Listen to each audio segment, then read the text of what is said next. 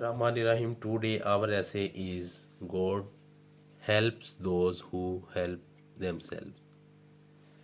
Number one, God will help us give a sense to direction and purpose in life.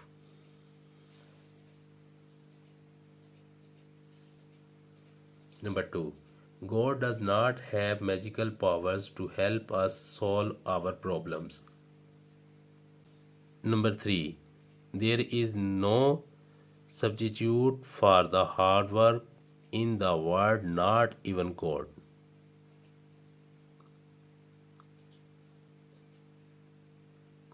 Number four, God is meant to give us the spiritual and the mental power, not magical powers. Number five, different peoples believe in different kinds of gods in the world. Like and subscribe my channel. Thank you so much.